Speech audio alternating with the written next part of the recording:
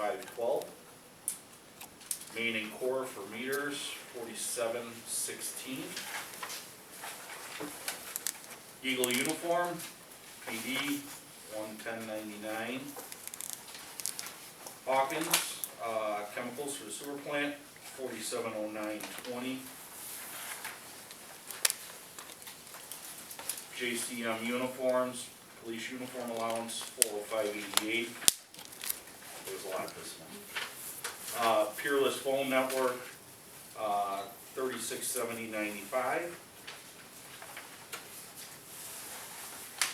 Sanders service, vehicle maintenance, 6968. And Todd's Technics, new IT contractor, 1687.50. For bills totaling 422,278.49. Anyone have any questions on the bills that were sent? If not, I'll go ahead and make a motion approving the bills and payroll for the previous month. There's a motion on the floor, is there a second? I'll second. There's a motion and a second, discussion? Roll call? Kraus, Yes. Terry, Yes. Benatti, Yes. Possession, Yes. Caprows, Yes. Consider a motion accepting audit for fiscal year 2021. Sikich will be here to make a presentation. Anthony Zerbini is the managing partner of our account. So, Anthony. Thank you very much. Good evening, everyone. On behalf of Sikich, I'd like to thank you for the invitation to be here with you, present the highlights of our audit of the village as of and for your fiscal year ended April 30th, 2021. We issued a total of 4 reports as part of the audit process, 2 of which I'll highlight for you this evening. The annual financial report being the first, the larger of the bound documents that you have before you. You can turn with me to page 2 of that document.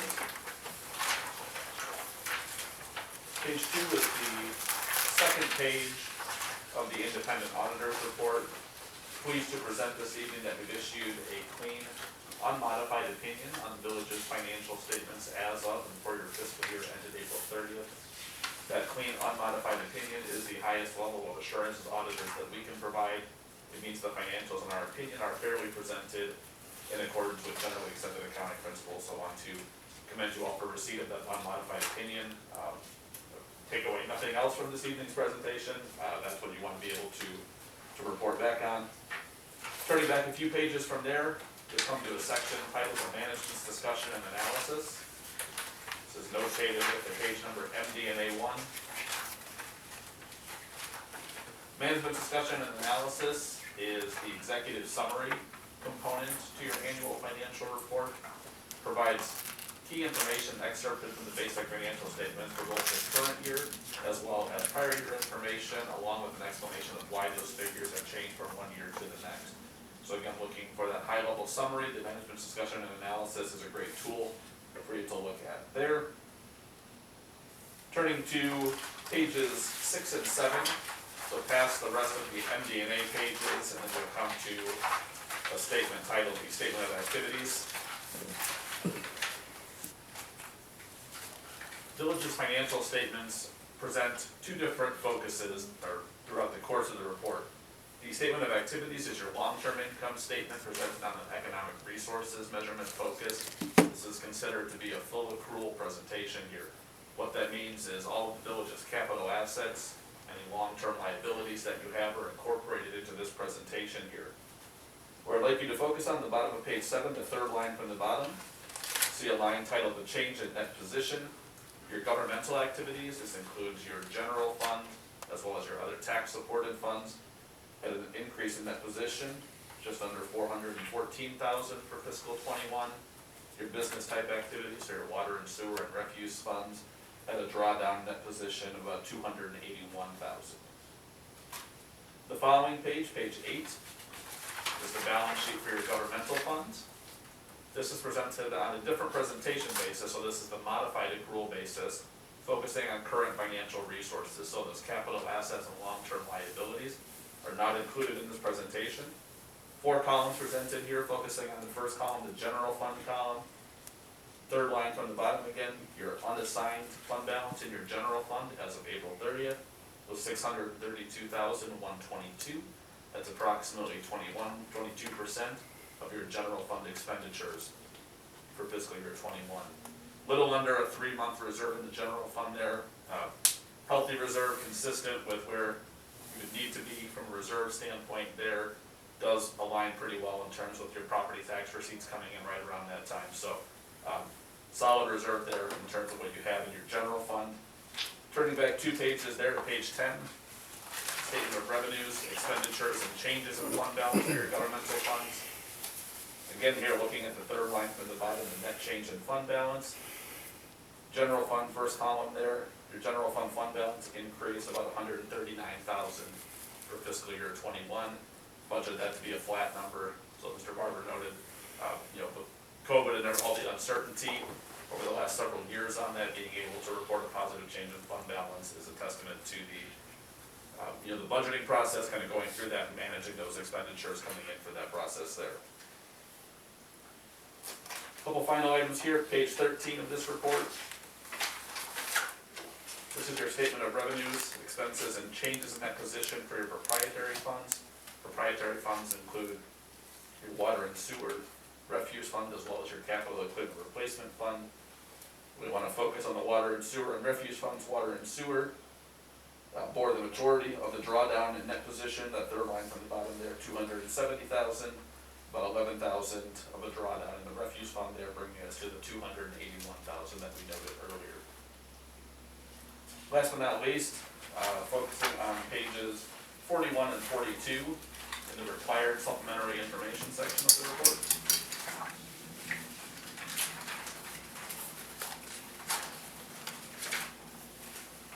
This is the schedule of changes in your net pension liability or net pension assets, in this case, and the related ratios for the Illinois Municipal Retirement Fund. You have an agenda item coming up a few down from the audit presentation here, talking about the impact of this, but looking at your 2020 column, this is December 31st, 2020 information, the most recent information available from IMRF for this. The bottom line of page 41 presents your net pension asset. So as of December 31st, 2020, the village reported a net pension asset of about $750,000. If you look at the first line on the following page, you'll see that puts you at 112.58% from a funded status there. So very well funded in IMRF. You see the impact on that, on your rate for that from a contribution rate standpoint there. One thing to note with this schedule, certainly, very positive report on it this year. Those numbers are subject to more volatility than you would normally see in other numbers in this report, due to the fact that those are based significantly on actuarial valuations for that. So if you do see numbers swinging significantly from one year to the next on that, not that they need to be overly concerned about, just something to be monitoring, that those can have some larger fluctuations there. We also issue our auditor's communication to the village board. Just highlight for you a couple items in that report here. This includes 3 components. I'm going to focus just on our recommendations that we make from internal control, an overview process, an oversight process on the audit standpoint. So on page 16,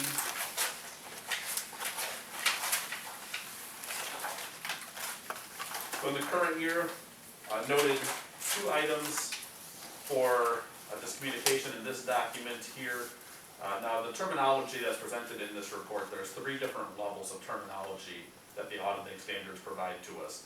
Control deficiencies or deficiencies, what you have listed here, are the lowest level comments there, not indicative of any issues from a system standpoint that we would lead to believe the financials could be materially misstated as a result of these.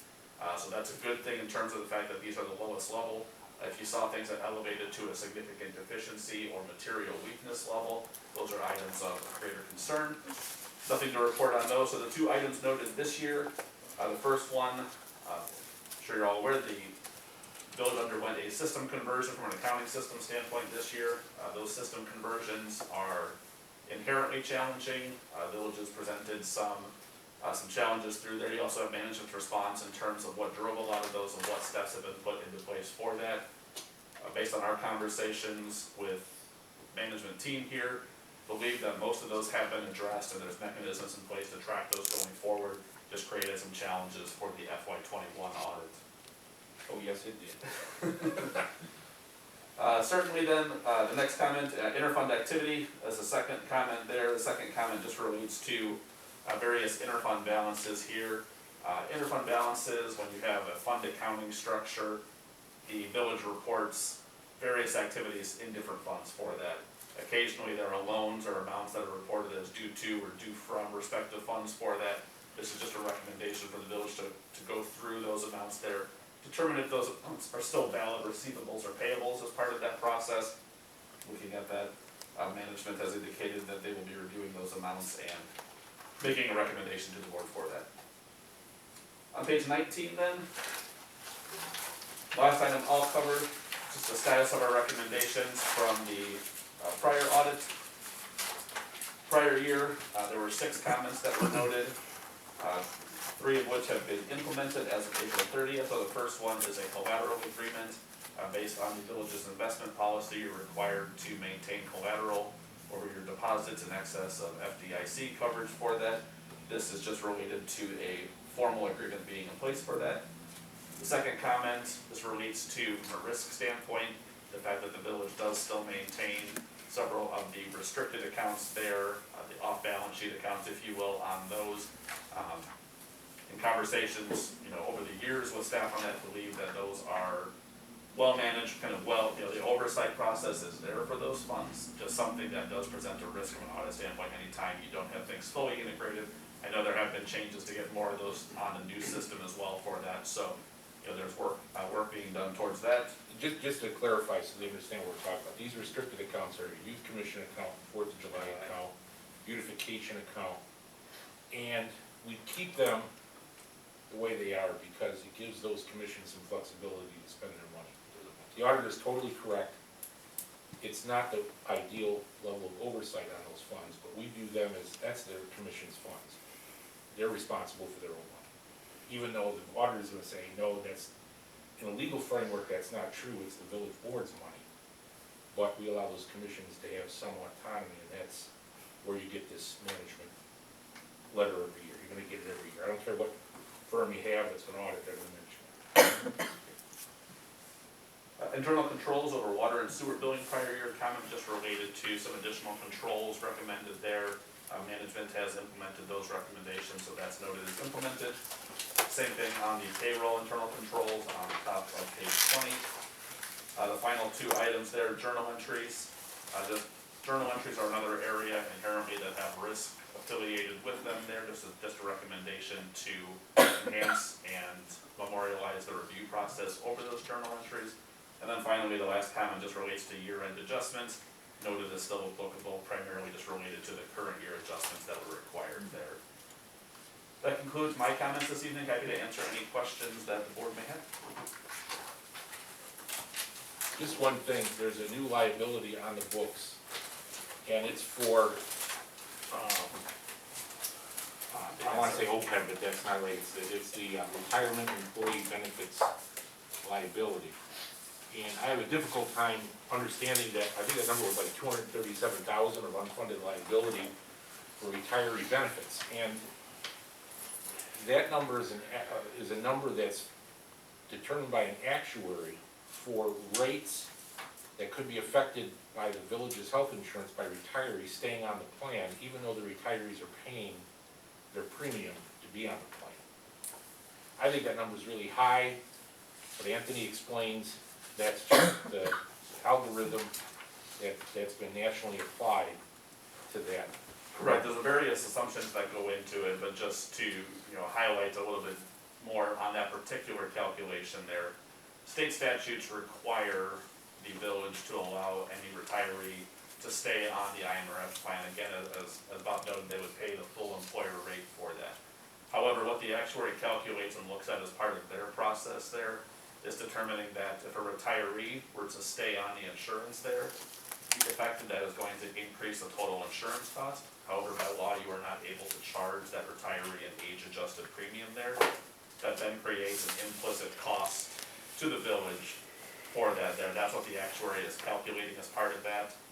I would say 95% plus of Illinois municipalities have chosen not to advance fund or put any funding aside for that number, simply because it is a very fluid number there and is heavily actuarially based for that there. So, again, it is the significance of the number is, not in question, as Bob noted, it is, and this is looking at note 10, if you're looking for more information on the assumptions with that there, but it is essentially what we call an implicit subsidy that is calculated by the actuary for that amount. I agree there's an impact, I disagree on the amount of The dollars magnitude of it. they charge you for that impact. But it doesn't affect the bottom line of your financial accounts, but it brings to your attention that there's this potential unfunded liability out there. Correct, no impact on your general fund or, at your fund level presentation for that, outside of, the full accrual fund, your water sewer fund does report a portion of that liability. Your general fund, your main operating funds do not report any of that. It's what we call an entity-wide or government-wide presentation amount, full accrual.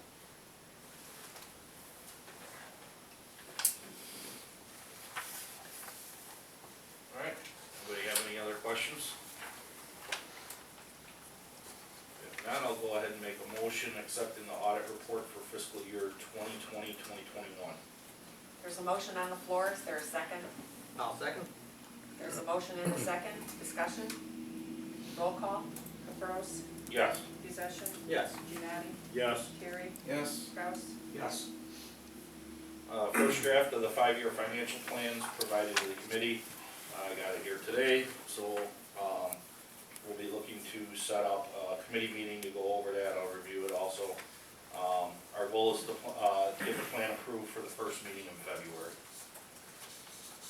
IMRF employer pension rate drops from 8.16 to 4.57. There's an enclosed letter explaining this, as our auditor just touched a little bit on it. This is due to the village being overfunded in its pension contributions. As we heard, we're 112% funded, so this is good news. And that concludes my report. Thanks, Anthony. yes, thank you. Thank you. Public Buildings and Properties, Parks and Recreation Committee, trustee Terry. Yes, a couple things here up for discussion. The results of our first village tree lighting ceremony that we had in Fireman's Park. We have St. Paul served 225 cups of hot chocolate, which kind of gave us an idea of exactly how many people were actually at the event with the rain and the wind and wonderful weather that we were blessed with. Bonfire. The bonfire, blazing fire, yeah. The Inferno. It was, and we have a list of some changes and stuff that we're gonna make to next year. I think just things that we may have left out on or just as we put it all together, maybe didn't think about it, having Bob put up all the chairs and stuff, or I think who's helping you, put up all the list, do all the chairs and stuff on the stage for the band and trying to get all that stuff put together at the last minute, but I think it was, overall, I think everything was great. I know, seeing a lot of the clerks and the soup and everybody, on the village, people get together, I think it was very successful. Matt has a question. When do you guys want the tree to come down? I have it on the schedule for the week of January 10th. Thought that'd be a good time frame, a little bit, a couple weeks after Christmas, but open to, obviously, your guys' decision on If we that. have a snowstorm coming, we'll take it down sooner. How's that? Like, if there's a big storm forecasted for the 5th of January, we're taking it down right after meeting. Yeah, it went up a lot faster than anybody anticipated it to, so I'm hoping that it'll come down the same way, so.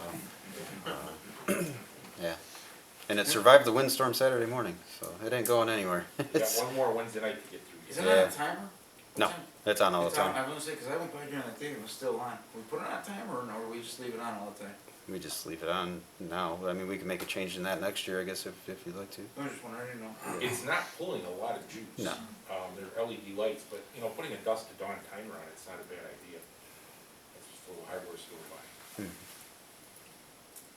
Then you can relive the magic of the tree lighting. Every day. Also too, thank you letters need to go out to Santa and the school district band. I think we have those, Yeah, I we think got that them out, was, so. yeah, that was done. I think, like I said, anybody have anything else to add on that, but I think overall it's been really successful. We had also a committee meeting, where we met, to discuss our 22 concerts in the park series. I will let Ben speak to you about that. He actually took our notes. We came up with a few things. Most importantly, I think we need maybe a couple $1,000s more money.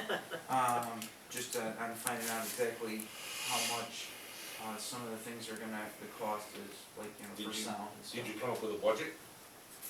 So you kinda know what you wanna spend? Yeah, we've got like a general idea, looking at like, so here, I'll get into it, are we, No, Robert, take over. Okay. You're good. well, I've got a book, so That's why I'm giving it to you to take over. buckle in. I'll chime in, and Okay, and yeah, Joe can definitely. chime in too, because Yeah, if exactly, we there'll think be we missed points. anything. Who was involved in the meeting, was it? It was, yeah, me, Okay. Joe, and Yeah. All right, so, you know, as we said, we met on Thursday. I think I can safely speak for everybody here to say that we were really excited with the opportunities we had. But also want to be a little measured in the scope for this first year of the series to make sure we don't bite off too much more than we can chew.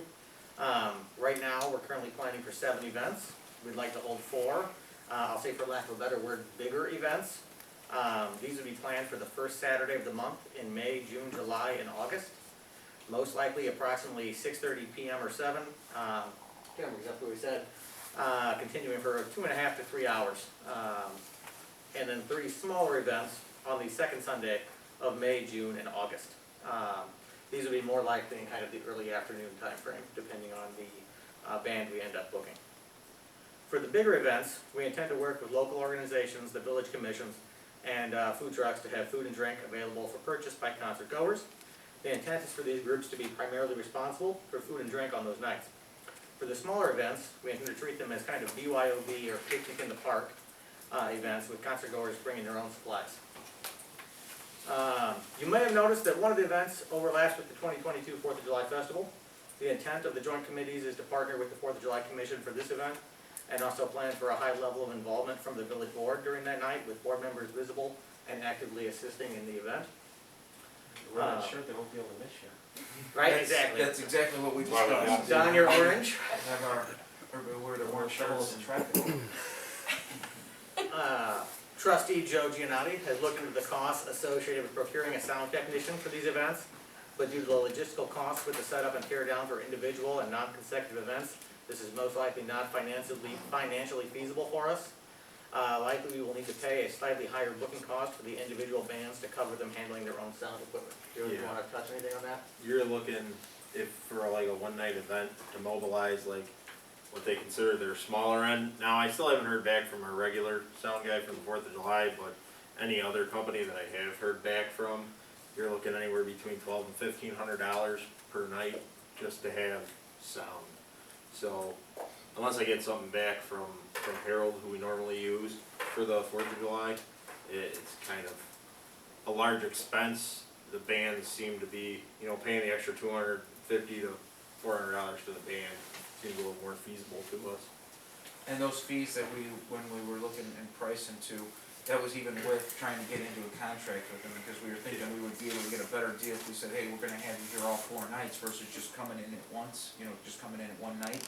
So, Yeah, it was even trying to tie it in like, hey, you know, the 4th of July is 4 days, we're giving you another 3 days, and they're all pretty and all these companies are pretty well knit together, and they all know what everyone's charging, so, you know, one guy's 1,000, the next guy's 1,200, next guy's 1,100, so it's like, unless we find somebody local that does it, you know, it might just be more financially feasible to use the sound that comes with the band. So, Thank you. No problem. We are already in the process of tracking down bands, so we can begin locking them in, ideally during early 2022, although no agreements, of course, have been made or extended. All of us agreed that we need to aim for diversity in music genres to help provide a more enjoyable experience for the village residents. Based on the band booking costs we're seeing so far, and conservative estimates based on the more clearly defined scope of the concert series, and that we would be paying a premium for band-handled sound equipment, the joint committees would like to request an increase in funding of approximately $2,000 on top of the previously planned amount of $10,000. When we look at our band costs for the bigger night bands, that looks like it's going to be generally around $1,500 to $2,500 per band, with a decent amount of variation there, depending on who you're booking. For the smaller events, we will, see smaller costs, but still, I would expect those to be most likely in the $600 to $800 range. And then if we do have any additional premiums for the sound equipment, that's where we could go. So I think with the additional 2,000, we should be quite safe. I think there's a decent chance that we might come in under that actually, but I would not wanna have to come back a second time later if we go with a smaller amount. So we all thought that was a fair request. And then Joe, if you guys have anything you wanna toss in on that topic. No, Seems no. about right. The only reason for not doing a second event in July is just with the big Fourth Fest and stuff in town. Don't wanna burn people out too much doing a second event in July. We also thought about like rain, rain dates and stuff, cause I know we were trying to do something for like September, later in September, do like that traditional like Oktoberfest that we kinda did like this year, but, I think we were talking about maybe using that as like a rain date or something for one of the bands that we have, depending on the weather.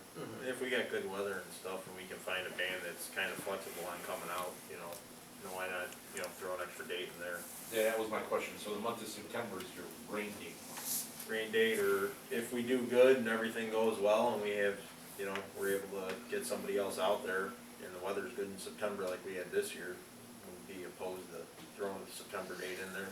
Indeed, I would consider September kind of the backup month or a stretch goal.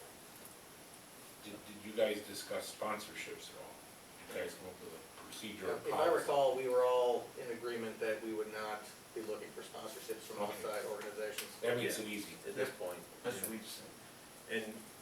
And just to touch on it, like if we have, kind of with the food stuff, whoever's in charge of the food, let them handle, if we're gonna have alcohol or something like that, let them handle contacting the bar or whoever to get the liquor license and all that, let the organization that's handling the food do that. If we need to help in some way, like help with that kind of deal, we can help with it, but let whoever's serving the food handle the drink for the night, and then that way, we're not showing any favoritism or anything on the village's end. Let the organization that's serving kind of handle that end of it. Does anyone have an issue with that, or? No? No, is there any, so with these vendors, is there like minimums, like you have to bring, like, I don't want, vendors showing up and having like 100 hot dogs, whatever they're selling, and then run out right away? Is there like minimums or expectations you guys have for them, like, hey, we expect you to have food, if whatever, the concert's 2 hours, we expect you to have food, I mean, as well as they can plan for those hours or drinks or whatever? It's been my experience, like when you're trying to request food trucks and stuff, they actually, when you contact them, they'll ask you how many people you normally have at your event, and then they normally coordinate what they're going to do. Obviously, they wanna capitalize as much as they can, with their, when they're bringing their truck out, so I don't think they're gonna wanna run out of food, but at the same time, I don't think it would be fair for us to tell them to bring 500 hot dogs when we know we're constantly seeing 250 people there. First year's probably gonna be the hardest anyhow, with, not knowing how many people are gonna show up and. Yeah, What right to now we expect. just have that one event to go off of. Yeah, and that's the other thing too, especially if we're gonna use like a village commission or a village organization to do the food and stuff like that, that way we've got some way to start getting a number sheet together to kind of trend where we're at and things like that. Those organizations, I'm sure, will work with us to kind of help us figure that out as we're going. Now the big question. I know from a planning standpoint, you need to book these bands pretty soon. So does this village board commit to the 12,000 now, knowing that it's gotta go in a budget and we gotta follow our protocols, but you guys need to start booking bands pretty soon for the summer. Yeah. So I guess the question is to the board, is it okay to give them 12,000 to work with for next fiscal year? Because they're gonna start booking, and then the question is, what if they require a band deposit? If they require a band deposit, that money may have to come out of this year's budget. Yeah. But I want you to get going, cause you can't wait till May 1 to What start. did you booking figure bands. in this 5-year? 10. I haven't even looked at 10. The 12 is not insurmountable. But the question is 12 enough? What I heard is 1,500 to 2,500 a band, you got 4 nights there plus smaller bands. Is $2,000 enough? Yeah. If you're looking at 800 or so for smaller bands, and you said you're gonna have to pay a couple hundred more for them to do their own sound. I mean, are you looking at $1,000 for each smaller? That's factored in to that price. Most of these bands look like the smaller night bands would probably be, we'd be looking at a max, probably spending 8 with sound and stuff like Okay, that. listen to what I'm saying. Yeah. Do you think that's enough? It's a lot easier to get it now than it is to get the board to say, okay, 12, do you want the board to say, So do okay, you think, 15? Reese, do you think What's a- 15, do you think 15's? What's a reasonable? I'm thinking 15, John. Yeah. That's what I'm Reasonable thinking, to is, ask? I mean, When they said wouldn't 12, you I was rather come in surprised. and say, oh, Okay. we have We can $2,000 do it. left and Yeah. it only costs us 13 and We're have trying to to go be back and go, conservative. okay, Yeah. Yeah, we're 1,000 just trying over to- 12. Try not to push the envelope here. I think we could definitely agree to accept more money, for the concert series. And of course, we would be conservative fiscal stewards of that funding, and if we can come in under while still providing an adequate service to the village, then we will do so. You know. What Yeah, he that's said, script what he language. said. The 6 of you decide that anyway. I think it's best to go with 15 rather than set it and then come back for even more. And I think there's a commitment on this village and everything we've done to create more opportunities and to use the park more often. And I mean, if it's a difference of 12,000 or 14,000, it's not gonna, I mean, I don't want that to predicate what we decide. I think that gives us a lot of flexibility Yeah. with how to move forward, so, yeah, I'll go for that. Well, this is the first year, you set yourselves up the best you can for success, and then you'll have more information next year if you need less or whatever. Yeah, I mean, go, I'm fine with the 15, you know, this is getting off the ground this year, we need to make sure we do everything we can to help facilitate that, and I don't want you guys to be like, well, we wanted this, but, you know, we said 12, and we don't wanna go back to the board. It's difference between, like, 1250, you know, cost 500 and 13,000. Let's just get, you know, get what you guys need, let's make it successful for the town. Do something good. Sounds good. So Bob, do we need a motion around this then? Not on the agenda. It's, Well, Consent. you got, is it the consensus of the board I would say, Yeah. to go to 15,000 to start booking these bands now? Mhm. Pay the bills when they're due. There's no guarantee that it's gonna fall in the next fiscal year, because I know for 4th of July, some of these bands want 10% down, they want a deposit. Yeah. I get it, you're reserving a date, so, you know, I'd hate to settle for grade B bands because we didn't have our act together, so I just do it. And the committee should start meeting monthly and start getting things booked up. Yeah, Absolutely. Yeah, definitely. That's if the rest of the board agrees. I mean, we already approved 10, we did approve 5, do we need to approve 5 the next? Technically, meeting? we haven't approved anything, we gave consensus to 10, and we put 10 in the financial plan, but now I'm hearing 15. We never really voted on anything. So what, I mean, So then do we we need wanna to vote make on a the next motion? meeting? I mean, we have a consensus, but what's, make it sufficient for 15, the budget If they need a 15,000. deposit and it shows up in the list of bills, we pay the bill, and then we figure out where to so, find the money. yeah, like what Bob's saying is, so, in answer to your question, Todd, is, I mean, you can't really vote on anything because the budget's set for this year, right? So, everything we're talking about spending is out of the next fiscal year, which we're just getting into that process. So, I would say, yeah, if anything comes up ahead of time, because there won't be any bills, actually, any events in this fiscal year. So go ahead, and then any deposits that need to be made, we'll just have to approve it as a unexpended and do some sort of encumbrance for next year. Exactly. Okay, well, that covers our concert. Also, the 4th of July Commission had received a donation of a gas fryer. And so, which is great for us, and they're going to be utilizing that in the vendor building at Fireman's Park. However, we do not have, gas lines going there. So I don't know if we need to make a motion to, contact NICOR to put in.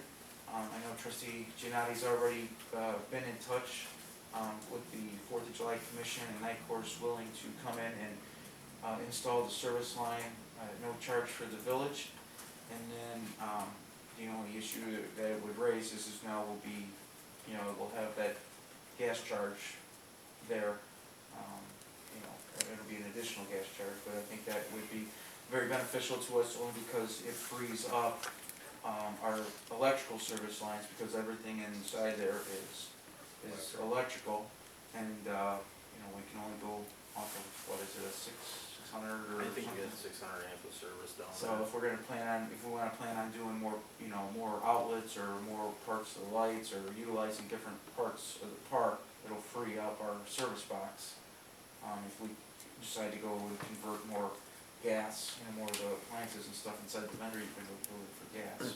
I don't know if we need to make a motion to have NICOR come out, or if that's just something that we would do. It's not costing us anything, you would have to agree probably to pay a $30 a month bill. You could probably negotiate with Fourth of July, they would pick up the peak bill for July.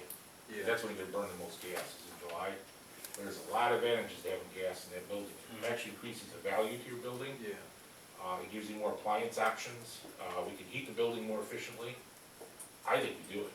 So, yeah, just in looking at currently, only the one section where the kitchen is heated, and it's heated by electric heaters. All the like griddles and fryers, the water heaters, that's all on electric currently, so gas appliances, more efficiency, stuff like that. We'd be able to heat the entire vendor building, so if we needed to use it for something, especially with using the park more.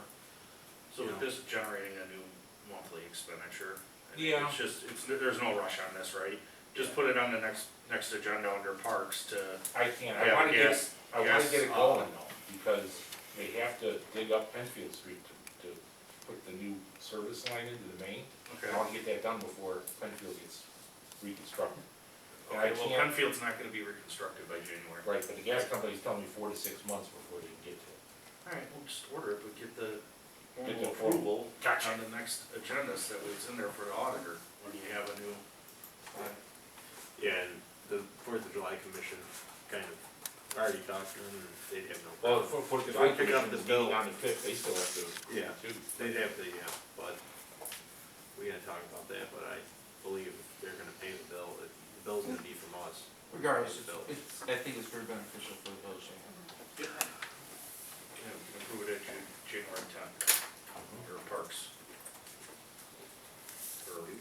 And that's all I have. Okay. Planning, Building and Zoning Committee, trustee Kraus. Building Department monthly report is enclosed. The Planning, Building and Zoning Commission will be meeting on Thursday, January 27th, to discuss fences in the front yard setback and corner lots, and also the parking of trailers in front yards. Code enforcement officer will be invited to the meeting to present the trailer issue. Also, we expect to have the first phase of the Ileana Business Park on the agenda for review and approval as well. This will be the portion which runs along the railroad on the west side. Plans have been deferred for, they're supposed to be now on the east side. Yeah, they've been deferred on the east side for now, so they're not planning on doing any engineering or final work on the east half of that project, only the west half. Maybe just keep up. Pardon? So, is that at 7 o'clock on the 27th? Yes. That concludes your report. So I got a question. Is that the place to discuss what, Georgia brought up last month with, That's what they're referring to, John, in the first one. Yep. The setback.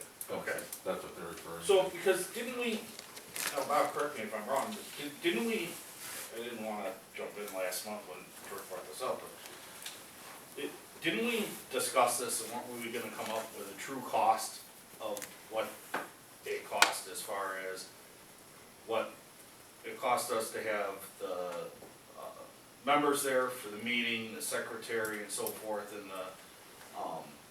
the cost of Yeah, it was, an administration fee of the administrator looking at this and putting it together in the it's agenda. pretty close to the 750. By the time you pay, Wasn't that when everybody used to get paid though? yeah, but you got your village planner fee. Okay. You ask for the finding of fact, the village attorney has to draft the ordinance, you have to post a notice in the paper. Just those costs alone are probably at about $400.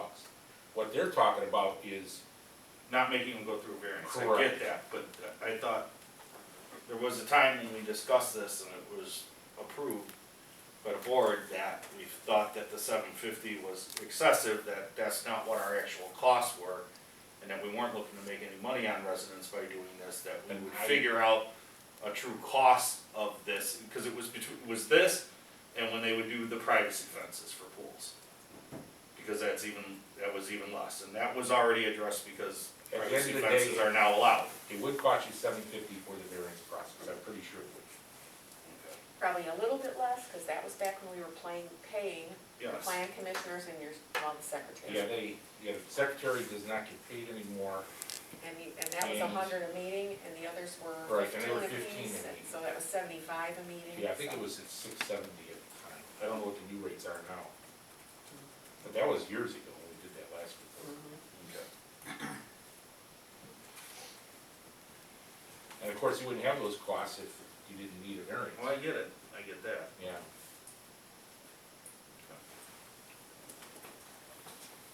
Okay. End of your report? Yes. Uh, Don't So rest. keep Public going. Safety Committee, trustee Kraus. The police department, EMA, and code enforcement monthly report are enclosed for your review. Consider an ordinance authorizing execution of an intergovernmental agreement with Will County for the installation of license plate readers, or LPRs, in the county rights of way. This agreement is required as part of the permit process, and staff recommends its approval.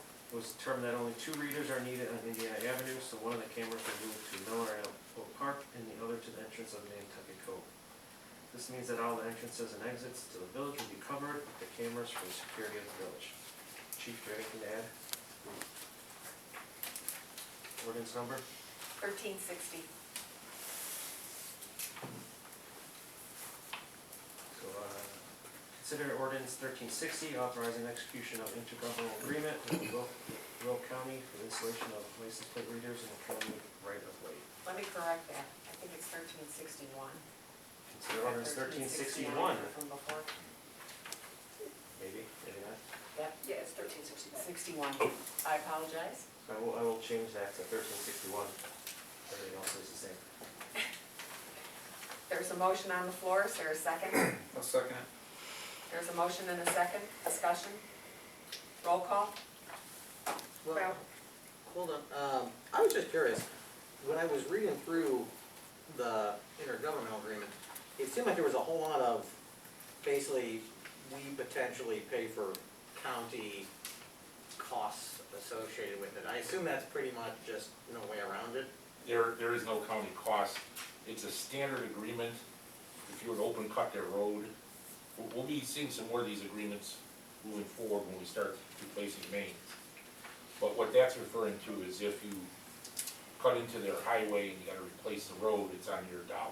So I was thinking more about, it seems like a lot of like attorney or court costs. That's if someone hits the thing and sues the county. Okay. So let's say you're indemnifying the county because you put the pole there. So if a driver drives off the road and hits the pole and a passenger in the vehicle sues because they were injured in the accident because the pole was there, the county's saying the village, you have to cover it because it's your pole, even though it's on county right away. It's all litigious stuff. Okay. And the attorney approved. I'll rest, or whatever it is. No, but it's a good question, it's a good question. Roll call. Kraus, Yes. Terry, Yes. Gennady, Yes. Possession. Yes. Caprows. Yes. SRO candidate update, chief?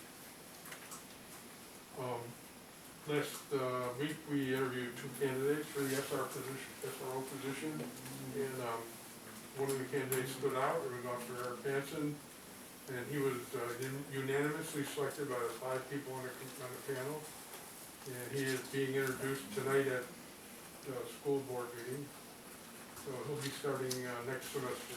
police school there. We are enrolling him in the SRO program this month. So he'll be raring to go, and myself and superintendent agreed that we would meet every 2 weeks to make sure that we don't have any issues with the performance of the SRO.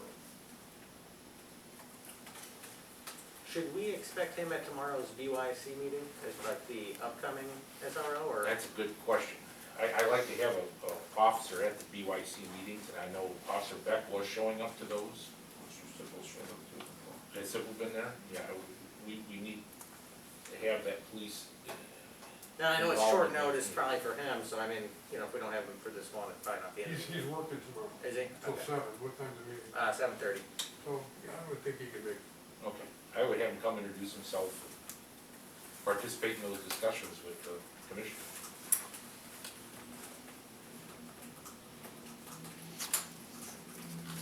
Any other questions on this, Earl? The corporal promotion update, I'll be asking for executive session for that. May consider a motion declaring surplus property, 2013 Dodge Charger, 93,000 miles, 2010 Ford Crown Vic with 110,000 miles, the 2007 Chevy Impala with 160,000 miles. Chief will then use the Chevy Traverse as his car. This will leave the EMA with the 99 Suburban, 2009 HHR, and the blue box command truck. Plans are to take the proceeds from the sales of the vehicle and add 10,000 asset forfeiture funds to buy the EMA director a decent used frontline vehicle that can tow the trailer and the light tower. Once we buy that vehicle, we can liquidate the 99 Suburban and box truck. This will leave EMA with only 2 vehicles. The short term of plans will be to give them 2 used police cruisers in 22, and we change them out with the squad cars next summer. This will then give them the 4 vehicles they are permitted to have. Also, how would you tow the light tower? Was there a plan? Chief, I think you mentioned there was a plan that if you get rid of the Suburban, you don't have any way of pulling that trailer or that light tower. The box truck, right, Bob? There's no trailer hitch on that. That's what the new EMA director car would have a hitch on it. Yes. Yeah. Okay, So I'd like to make a motion declaring surplus property, 2013 Dodge Charger, 2010 Ford Crown Vic, and the 2007 Chevy Impala. There's a motion on the floor, is there a second? A second motion. There's a motion and a second, discussion? Roll call? Caprows? Yes. Possession? Yes. Giannotti? Yes. Curie? Yes. Kraus? Yes. And then consider amending the resolution pertaining to the police commission hiring process. The last meeting, some issues were discussed with the testing requirements. With the hiring process, there's some delays. The duration of the list, how long it was valid for. Copy of the resolution currently in effect is enclosed for review. And we met today at 4:30. So what we came up with is the length of the list. We agreed on right now a year, right? So we give it a year.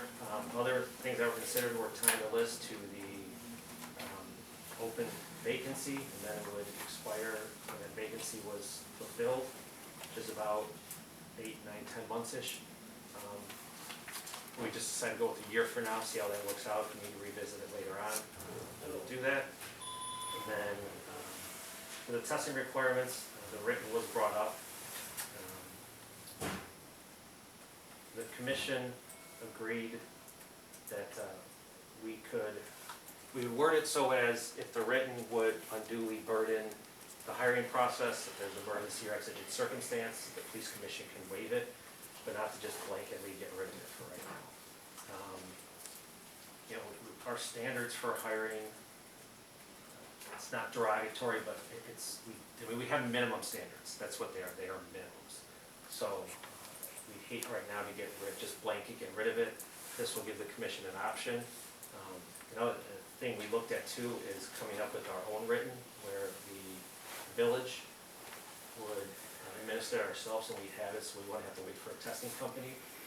But something like that isn't going to be an overnight process. We have to get questions, vet them, have attorneys look at them, make sure they'll hold up in court and liability, all that. So we looked at that, past this process, or past these amendments, looking at that, so that would give us more control, and it would rely less on an outside agency testing process. Any questions? I got a few. So the written test, so as far as what could be done with this to get the ball rolling for the vacancy you have now? Because you had a resignation letter that was issued October 29th, and we have yet to even advertise that we have a vacancy. So as you know, being finance chair, I watch the numbers and I see what this has done with the budget. So have we taken any steps to moving forward with this and not waiting until February for a written test for this company? Well, the written test is gonna be, well, it's not gonna be, I have a date on hold for January 22nd. We have not tested, or I'm sorry, we have not advertised, because this issue was brought up a couple weeks ago, and we're waiting for the police commission to meet to see if we can find a resolution.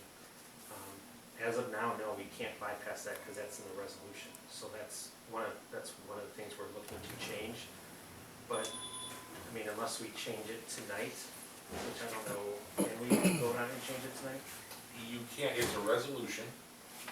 You don't have a draft to review, but you can amend that resolution at any time by vote of the board, because it's a policy, it's not an ordinance or a law. So yes, you can technically, and the clerk would have to record in the minutes that you amended the resolution to reflect. Since it was on the agenda, I guess you can. Another option you could do is just repeal it and then give the commission some guidance as an informal ad hoc commission as to what you want to do. There's a couple of options there. So basically, I mean, even if we stripped it today, you still have to at least allow 2 weeks for advertising. So we wouldn't be able to get this ourselves out probably until January anyways.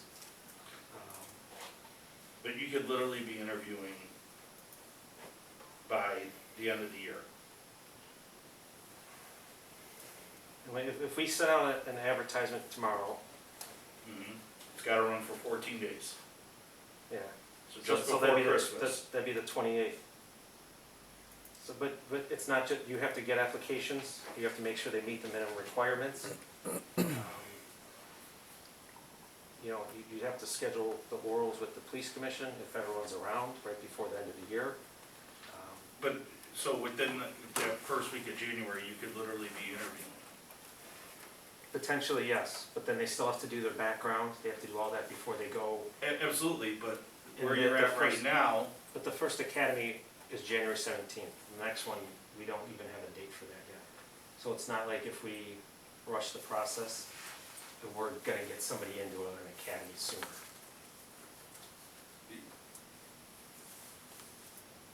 so there's no other academy, and it couldn't be completed by the, what'd you say it was, the 17th? January There's no way. No. I mean, like I said, you have a background, you have a site you have to schedule, which could be 2 to 3 weeks. I mean, it depends how soon they're able to do it. The polygraph's the same way, a medical.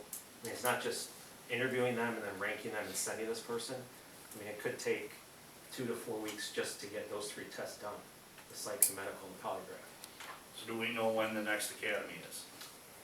Chief Bennett, do you There have a date? is, ISP has one, it's full, but I think we could probably get somebody in, I think it's the 17th or around that. But that would be a very aggressive, because we're not doing a written test, I'm sure I could do a more thorough background, than we normally would. Is it impossible? Probably, we probably could get it ready, and we'd have to pull some strings to get the person in the ISP academy, which is the one I prefer. But it would be very difficult. Starting there now, if we start advertising right now, that's a tight timeline. I read in the resolution too that the commission has the right to consider certified police officers as a higher ranking than just a non-candidate. So if you did get one that had a certificate, that they would need the academy. If you were to hire that individual, is that right? Of course, that's a long shot now with the economy the way it is, the market. Well, There's and very few out and there. we just did a lateral, which was only certified, and we saw what we got out of that. Yeah, So, second best candidate had a criminal record. the market for officers is really tight. I know that Wheaton had my buddies taught, Wheaton had a test, and they only had 22 people sit for the test for the Wheaton Police Department. That's amazing, that's a huge department, you know, so if they get only 22, how many are we gonna get? It's a concern.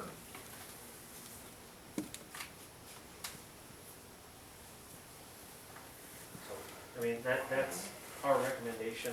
There were some other things in there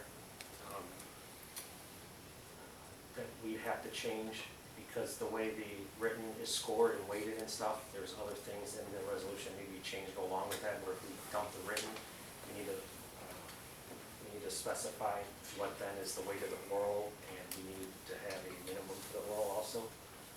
So we have a way if somebody doesn't meet that standard in the oral, then we can get rid of them through that. That's usually what the written is. There's a minimum score, they pass or fail. Same thing with the power test or the physical, there's a pass or fail. If we weren't just doing oral, we still would keep the physical test. When we went just in oral, we need to adjust the resolution to be able to get rid of somebody in that oral. So, but everything is pass or fail except for the written and the oral. No, the written you can fail. What- That's, well, but that's the only other, the written and the oral are the only things that are scored. Yes. So if you eliminated the written, wouldn't you just go strictly off of the score on the oral? We would, but but right now, there's nothing in there that says you can fail the oral. We would like the opportunity if somebody was horrific at the oral to not include them on our list. Right now, there's no mechanism to fail somebody in the oral. It's scored and that's it. Is there a way you could write the list to where it's at the discretion of the commission or the chief as to how far down the list you go? That once you reach the bottom certain percentage, you have the option of using the list or not? Where if there's somebody that bad in the oral that you don't want, that you're out, that they're at the bottom of the list, and once you reach the bottom 50% of the list, that it's at the discretion of the commission or the chief to use the list or not? Well, that's why we like the opportunity to have some kind of language in there that allows us to fail somebody on the oral exam. Because if you can't fail them, they have to go to the list. If I understand what you're saying, if you start using words like discretion of the commission, the chief, or whatever, then you start getting a liability issues. Because if someone comes back and sues and says, well, you cut this list at this person, you cut this list at this person, you cut me out on purpose, we have to be able to defend that in court. And I mean, the chief. I guess that's explain that like, more. I mean, that's the whole thing where, I mean, me and you have had conversations on this before, it's We- part of the whole reason of, I don't like the list, I never have. You have an opening, you find your candidate and you hire them, and if it doesn't work, you find a new candidate to hire. The having the list thing seems to me, can only be detrimental. You can only end up with subpar than what you wanted. How? I mean, What do you mean, how? if we take number one and the list is a year long. Perfect example, the last list you had, you got down to your bottom two, right? We Either of exhausted it. which could pass Pass. a background. I think And they were your bottom 2 of 8. I mean, is that what we want for our village? Is the bottom 2 of 8? No, but they failed the background. I mean, so that's, and they both didn't. I think one didn't pass the background.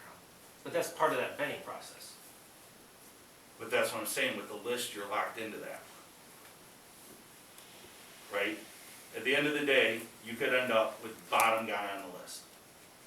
The absolute worst person, who happened to score well on the test, but you did an oral, and you know that this person wouldn't be right for the village. You didn't personally care for the individual at all. But guess what? They passed a written test, and now they're on a list, and you're legally obligated to hire that person.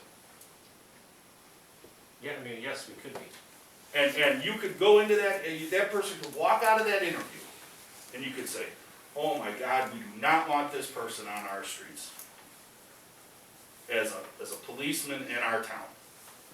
That would be the worst scenario. And you could end up with that person because you have a list. You have their name on that list, and you're legally obligated to use that list because you created it and it's there in a resolution. I still don't understand why we don't just try to find the best candidates when you have an opening. When you have an opening, you get a resignation letter, October 29th. Okay, let's gather the troops, let's get everybody involved, and let's find the best candidate for this village possible right now, right then.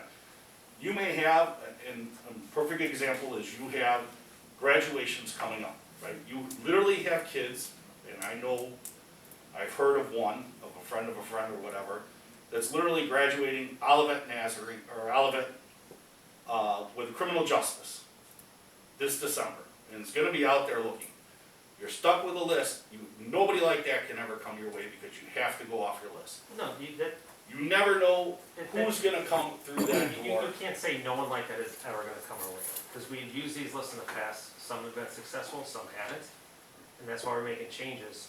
But then, if you're concerned about that there's too much overtime going out because we have this vacancy, if we never have a list, never have any timeline with it, then we're always gonna be behind, because when a vacancy comes up, then we're gonna have to, like you said, gather the troops, we're gonna have to advertise for a minimum But of the 2 only, weeks. the only thing that's been done to get on that list is a physical, a written test, which you've sat here in the last meeting yourself and said some of your best officers on the street did the most poorly on the written.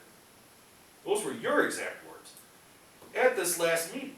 Yeah, but they passed it. But- We're talking about basic minimum standards, John. So- We're not asking for a master's degree I know we're with a not. future PhD. I know we're not, but what I'm saying is the only thing you've lost is a written test, which is questionable, which I love the idea of getting your own if you do it. I mean, we have this part-time officer, Raymer, who I would think this would be right up his alley, could answer, like you brought up, if any of the questions have any liability to them or anything like that. Could probably help develop that test, I think, pretty easily. But the only thing you're losing time on is the oral interview and the written test, and the physical. None of that other stuff has even begun. Backgrounds, psych, none of that happens until after there's a conditional offer made, correct? Yes. So the only thing you're losing when you get a resignation letter on the 29th is the amount of time that it takes to get a written done and an oral done. Before they get on the list? Before you can make a conditional offer. Yeah. to get I'm the saying list. list versus no list. You say having a list saves you time because if we had a list, I said it could. yes, but you're saying, so if we had a list, maybe we wouldn't be in this position. But the only time that it saves is that. But, so there's a pro, right? It could possibly save time when you receive a resignation letter on October 29th. That here we are discussing it on December 13th and we still haven't even advertised for that opening yet, a month and a half later. But with not having a list, you can, October 29th comes, you can immediately run an ad. And within 2 weeks, you can be doing interviews. I don't think the list saves you that much time on the pro versus con. And the con being that when you have a list, you could be stuck with number 8 of 8. And you are obligated to hire that person. When they walked out of that interview, you said, God help us. We do not want this guy, but you're legally obligated to because you have the list process. They passed the written test, they scored great, they're on your list. Okay, and we advertise on our own, no written, we do an oral. We get 4 candidates, they're all bad. What do we do? You re-advertise, you don't make a conditional offer to anybody. When you advertise, it doesn't mean you have to hire somebody that you interview. You say, these 4 candidates are no good, run another ad. Almost got it. Close. But then, part of your complaint is that it's the time, it takes too much time. That's just gonna keep taking time. It's a couple of weeks versus the possibility of ending up with number 8. out of 8. Say you have 10 this time. So how do we do a You list? and we end up like- at number 10, you're in the bottom 10%. But how do we do a list if we Is don't that like what it, we we get want? rid of it? Huh? How do we, so we interview, we have 5 people, we don't like any of them. You don't make an offer. Nobody says you have to make an offer to the people you interview.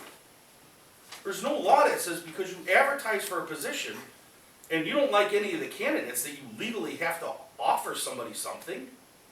You just say none of them are a good fit. Try again. You think 2 weeks after that, miraculously, all these other candidates are gonna show up? Who knows who happens to be looking, because you advertise in one place, right? The blue line. Yes. Okay, so who knows what can change from day to day, right? You may have somebody that's looking at the blue line tomorrow that hasn't looked at it in 15 years. Right?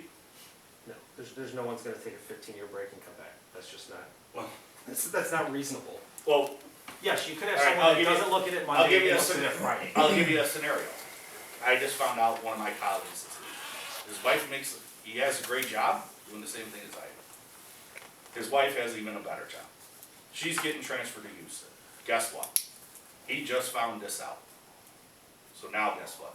Now he's looking. He wasn't 2 weeks ago. This all came up. An opportunity presented itself, and with 1 week she was offered a position, and they are packing their stuff and moving out of state within a matter of a couple of weeks. 2 weeks ago, that wasn't on his radar. It is now. You never know, but what I'm saying is, the list, while there is some pros, and I gave them to you, there's also some cons, and please recognize that. That you could end up with the bottom of the bottom. And is that what we want? No, but Because here we are just now, because we're someone's also, number 8 or whatever, the last person on the list, doesn't mean you have to hire them. They still have to pass a background, a polygraph, a psych, a medical, vision, all that stuff. Just because they're there, yes, you might have to give them a conditional offer of employment, but just because they're there doesn't mean I have to hire that person if they're gonna pass everything. well, I mean, I don't know what the other board's opinions are. I think I've stated Here's- mine. Here's my only question, because I might be misrepresenting this. Are we obligated by any standard to have a list? Like, No, state law Technically, no. says that when you're over 5,000 population, you have to adopt a civil service commission for all police and fire, sworn officer and firefighter openings. okay. That law was in effect to avoid patronage hiring. That was the reason for it. They exempted the smaller, under 5,000 municipalities from the same debate we're having here. We're not built technically, although we have been doing it, to have a timely response to a job.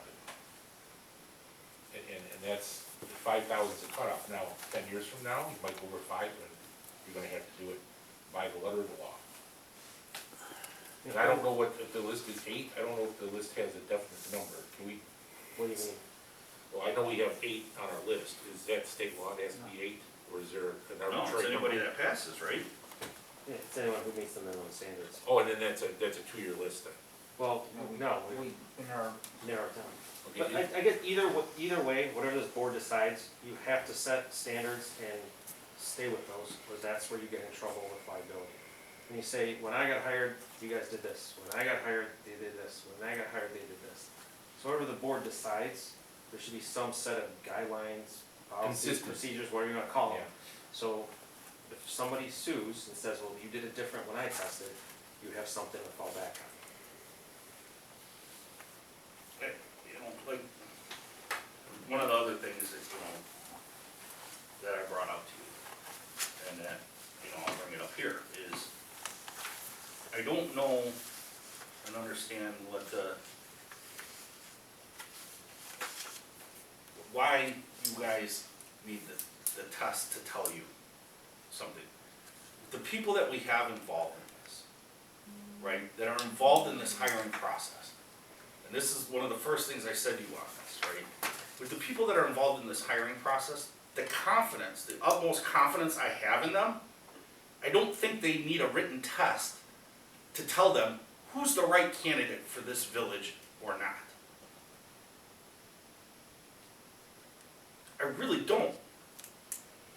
I think with the people that are involved, their experience in living in the village, the amount of time they've spent here, and the know-how of this town and how we run and how we'd like things to move and go, I really don't think that test is gonna tell you guys anything. I think you guys know what we need. And I just hate seeing things like that hold us up. Like, these are things that, like, John, you just brought up another point. With these new committee assignments I heard, I didn't get a page. I believe the resolution says that 2 public safety committee members and an appointee.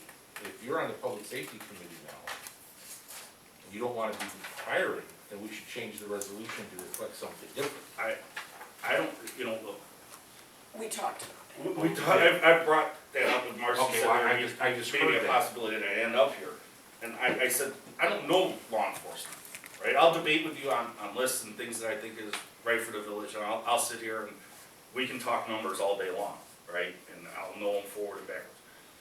I wouldn't know, begin to even guess, I wouldn't even try to guess the first question to ask in an interview of a police officer. I don't know, I don't do it, never done it, I don't know the first thing about it. I would not wanna be part of the hiring process, please don't take this the wrong way. I think the people that we have are confident enough and able enough to, when we have an opening, advertise for it, figure it out. You guys are good, you know what you're doing, you can find the right person. I don't think you need written tests to tell you that, I don't think you need bottom of the list people once you interview them. Like, I just think we're creating a lot of bureaucracy and red tape that doesn't need to be there. We don't have to go through these processes. Thank you.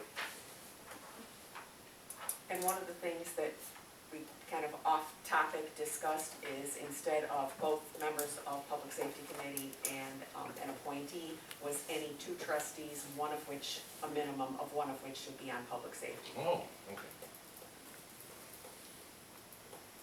That was one of the changes we put in there also. We just split the numbers between 2 and 1. So, Yeah. 2 trustees or 1? 2 trustees, Uh, one of which should be on Public Safety. honestly, I think I just literally switched the numbers where it said 1 public safety and 2 residents. I mean, trustee fits the resident bill, but I mean, it's something that could be changed. I mean, Either way. Yeah, either way, but, Mhm. like I said, I have a ton of confidence in the commission, I like the commission, I think it serves a great purpose. Listen, I just think that some of this stuff that we're following doesn't necessarily, we're handcuffing ourselves that these aren't things that, like I said, I don't think a written test tells you guys anything you're not gonna be able to figure out by talking to these guys.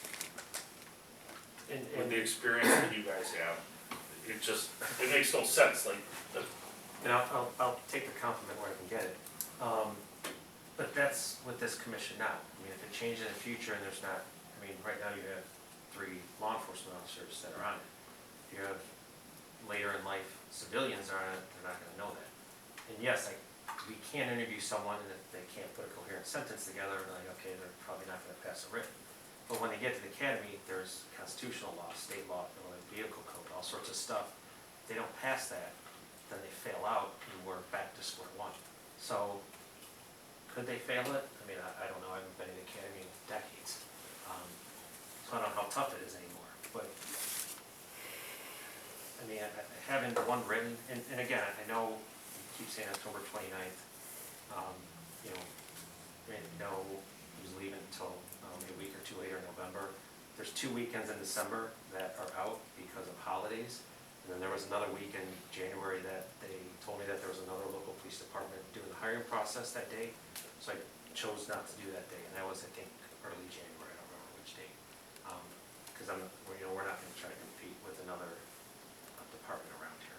Just, we would probably decimate our pool of candidates.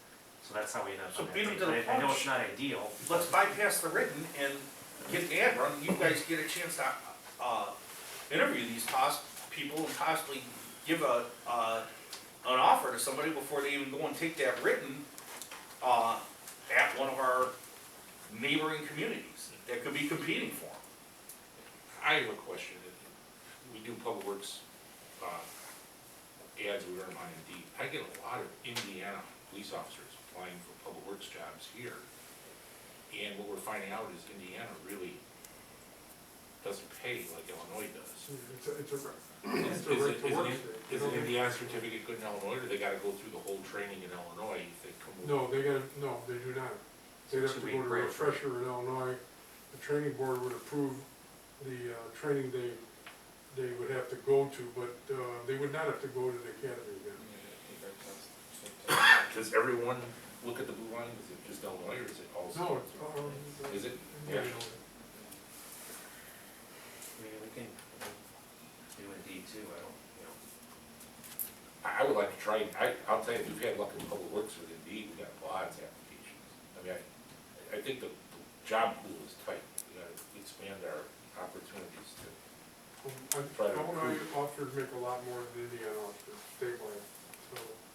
So if an Indiana officer, he's working in a small town in Indiana, he's been there, let's say, 5 years, and he's looking to move up in the world, what would it take for him to work in Illinois? If he went to a basic training academy, which he would have, then, he would go to a refresher course here in Illinois, but the training board may mandate other things he does, but he wouldn't have to go to a full, academy, I see. so Okay. it's pretty seamless. But that cuts that 16 weeks down that Yeah. it takes to get it in. Okay. Yeah, they don't do the academy.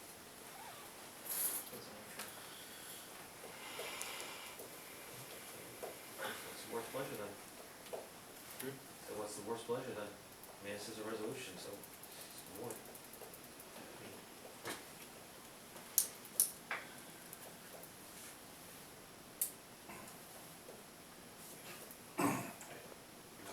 The mechanisms for choosing 1, 2, 3, don't forget you're gonna have to put that in there too. Oh, yeah, actually, you grab my notes. Are we changing the resolution? I'm just going off of some of the notes we did. So, So that'll help. some of the things, other picking things we up on discussed that were brought up is that, the way it's worded is you have to hire them in descending order, however they're ranked, 1, 2, 3. You are allowed to take 3 instead of, you know, you're allowed to pick any of those top 3. We're looking to make that change. Right now, you can't. We're looking at some kind of formal,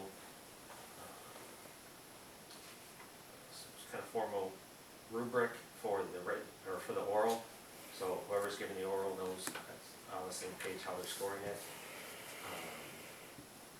And then, like I said, if we need to change some things, that the oral becomes the basis for the ranking, for the rankings, that some other language needs to be changed about the written, and if it's, how the written scoring weighted. And then we're adding in there, that the chief has the option to participate, in the oral boards. Because we do include the chief now, but we'd like to make sure that continues. So you're talking about in the appointment area. For which one? What was it? For the eligibility, Russ, where was that at? Yeah, in section 8, changing that. The applicant shall be appointed from the eligibility list in descending order. Yes, yes, so we would allow where you can take anyone in the top 3, but you have to take somebody in the top 3 before you can move on to 4. So you can take 3, 2, 1, or. So when you get to the bottom 3, you can take 8, 9, or 10? Yes, it's any of those 3.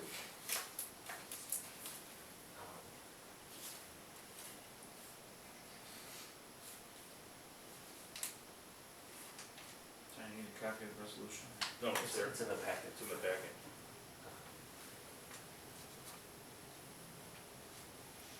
So you have section 10A to hire anybody in the top 3. You can only be passed up twice.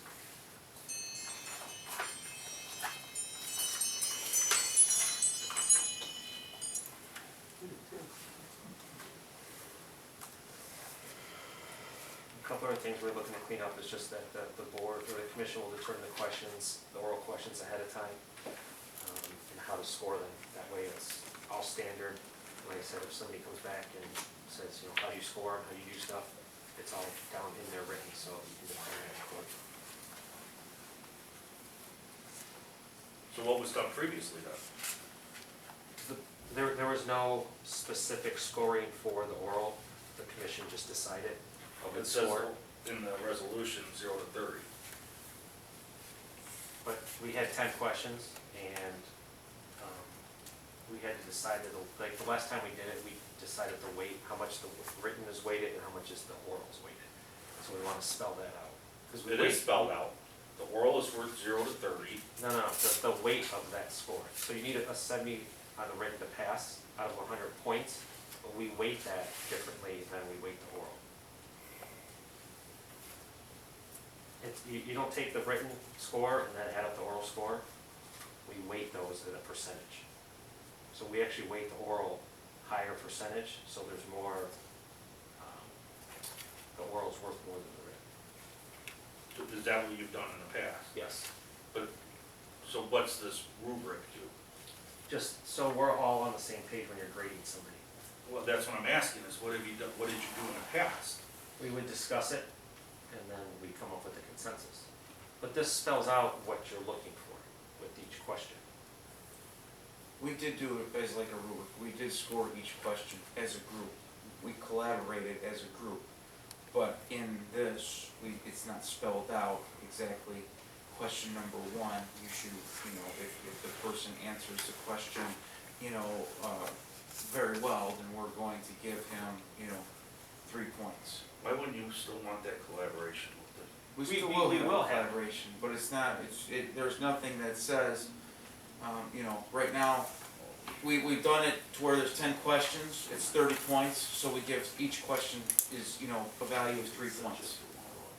Okay, so is that gonna be the rubric that we wanna move forth with this, what we've done in the past and moving forward in the future?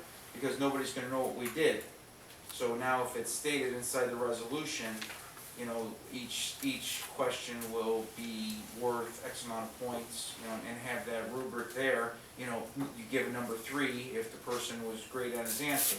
You give him a 1 if he wasn't great at an answer, or you give him a 0 if he didn't even answer the question. There's nothing in there that spells out inside the resolution how to grade that. So this is just, so our decisions are gonna be made basically off of a strict written test and I answer a question. There's gonna be nothing taken into consideration with how they conduct themselves, personality, your opinions of the candidate, anything like that. This is just straight up, boom, boom, boom. We don't wanna take any of these things into consideration. Well, they are all asked the same question. I don't know what, I don't understand, like, I mean, they're gonna have their, they would have, Section 7 on page 5. yeah, I guess.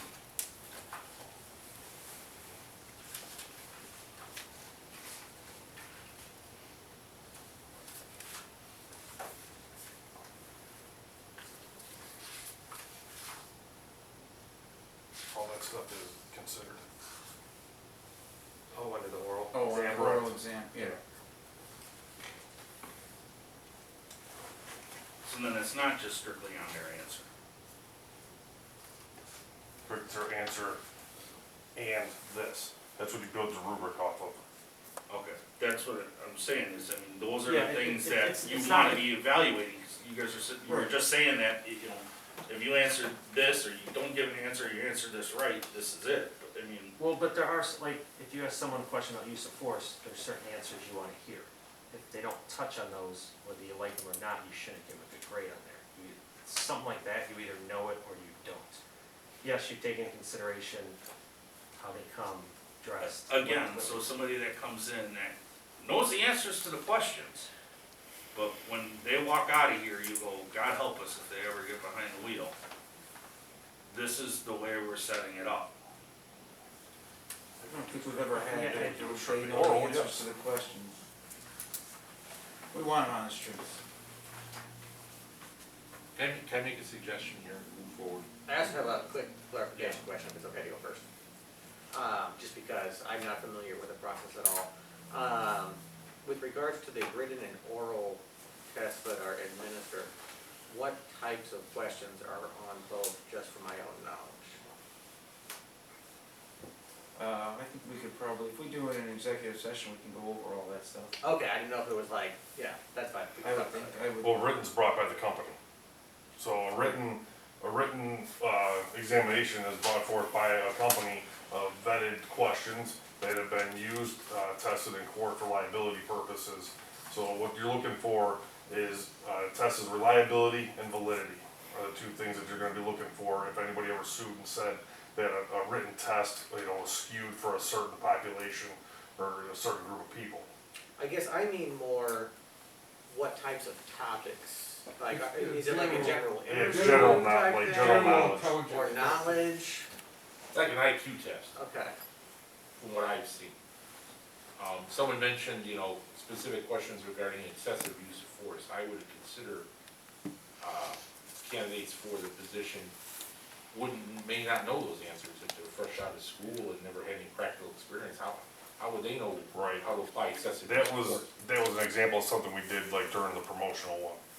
That's something we were asking of the Promotional, promotional yeah, people. absolutely. Correct. That wasn't something that would be on an entry level. Okay, We should put it in executive Yeah, so well, we can- first of all, what I'm hearing here is nobody is opposed to the commission doing the hiring, correct? That's not the issue here.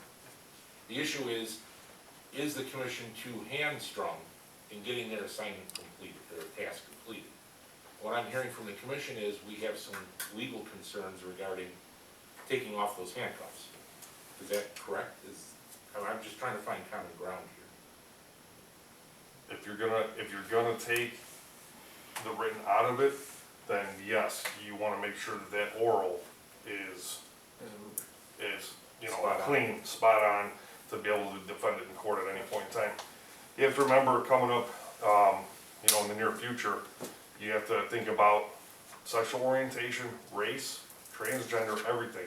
You don't wanna have to go into court and say that they didn't get the job because of that. You wanna say, we do it the same for everybody, here's our rubric, and this is how we do it.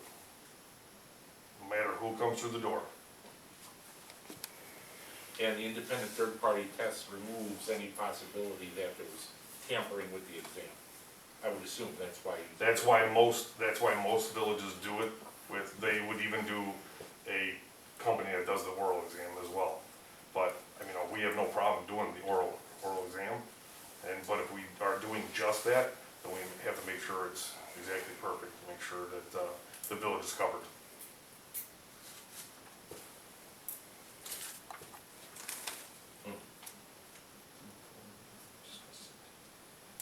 And you have to remember, like they were saying before,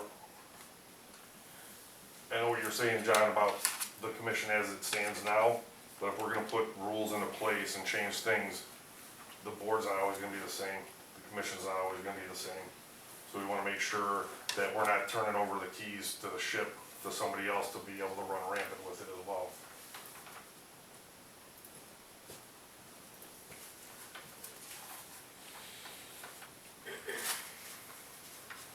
Well, my idea is not gonna work. It's a position, that there's a liability there. Well, like I said, whatever the board decides, it needs to be standard and our standard practice, whatever that is. If it's getting rid of written, if it's just doing an oral, if it's having a list that ties to an open vacancy, whatever it is.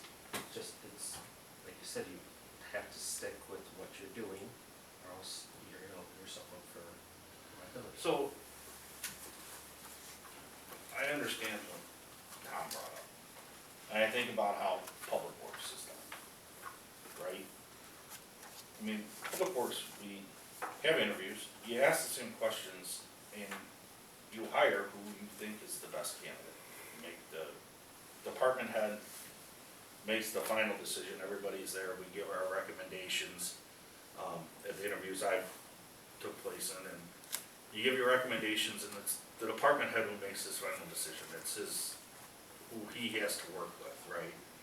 They hire who they think is the best candidate. I don't see the liability if you ask the same questions, it's printed out, the same questions are asked of every candidate. whoever's the hiring person has the right to their opinion as to who they feel is the best candidate without there being liability. So I can see when maybe that stuff comes into play if you're doing a ranking in a list as to why you put them in that order. But when you have an opening for a vacancy and you're hiring for a position and you go through the interview process, any person has the ability, the hiring person or whoever it is makes that decision to say, this is who we feel is the best candidate, whether it be the commission or department head or whoever. If you ask the same questions, you say, this is who we felt answered the questions the best. I don't think you have to defend that and have the concern of any liability. So, I don't know, that's.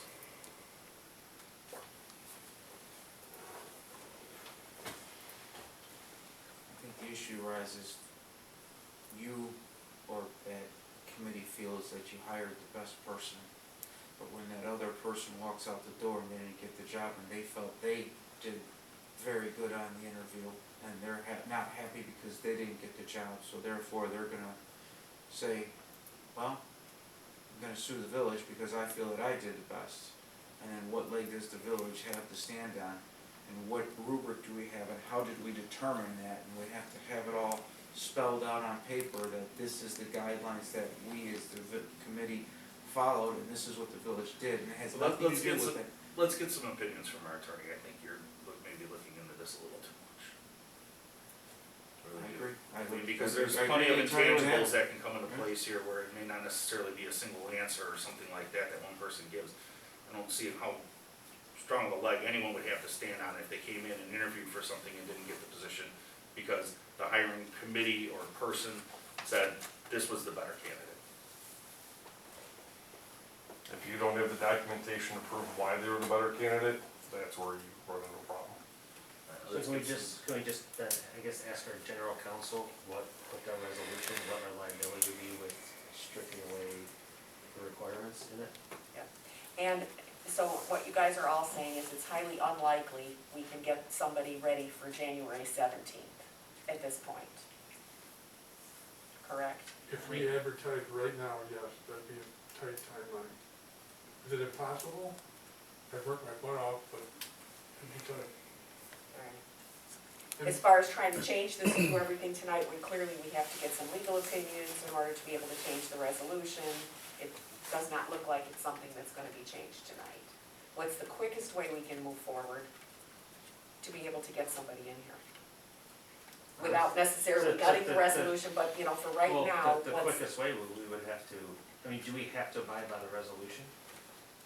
You can, So- they're, on the agenda is consider amending the resolution pertaining to the So police. what I'm asking for, as the resolution stands, can we not do the written, not do what's in that resolution? You can amend the resolution tonight to eliminate section 6 Until a date certain, if you want it. until it gets rewritten. Or you could just, I wouldn't even say until it gets rewritten, but you move forward on creating that own or whatever, but you have the ability tonight to make a motion to eliminate section 6 of resolution number whatever it is. I am not an attorney, so we have to check with our attorney, but I believe what he's referencing about the documentation and the liabilities is definitely a factor for towns over 5,000 population. We're under 5,000, we have additional tort immunities regarding those issues, because we're not required by law to do it that way. So I think we're okay. It's when you go over 5,000, you got no choice, you gotta do it this way, it's worded in the resolution. Because currently we're going above and beyond what's required. Right, exactly. So by scaling back, going above and beyond, we're just Yeah. doing what Correct. If we we didn't have legally the are able resolution. to do. No, what's in here is minimum standards. I understand that, but I'm talking about with So if we. the just list, eliminate like why we the didn't hire this person or that person. did it We're protected because we're under the 5,000 past for those reasons. Because we're able to do an open interview instead of hiring off a list. We're able to open interview every time we open a position. We don't have to run a list because we're under 5,000. So we're protected from some of what sounds like concern. I would say that's a question for the attorney, 'cause I don't know. Yeah, because what Joe's saying is once you adopt the resolution, you might be bound by it. So Because you if set we were, precedent. so if we were to eliminate the resolution tonight, rewrite the resolution for when we get to it, you could hire however you wanted to at this point. I mean, or at least you could get, Your question about moving forward, that's the only option I see is completely dumping the resolution tonight. The whole thing. I mean, the written's in more than just one section. I mean, so you have to go section to section, see where it's at in Yeah, there. but we don't want to dump the commission because the commission does good well, work. Yeah. No, so you just, that, it's an appointment. I mean, this establishes it, can you still, legal question. This Can you is- still this is have a not- commission so to this is- hire? this is not the resolution establishing the police commission. This is a resolution adopting and amending the policy for hiring of full-time sworn police officers. Correct. Yeah. So this, the commission is still in place, this is not eliminating the commission, this is not eliminating any positions. Just the way the hiring is done, This is just, and yes, that gets rewritten. yes. Well, I mean, section 3, there is hereby created and established a board of police commission for the village of Beecher. Okay, that's the first page, section 3. I mean, the only thing I see in there is, chapter 2, section 2, applications for position shall be filled per the requirements of the commission. And can we use that to change our requirements? So the resolution itself just says you hereby adopt the chapter rules and regulations. It seems like it's mostly chapter 3. Chapter 3 is the examination process.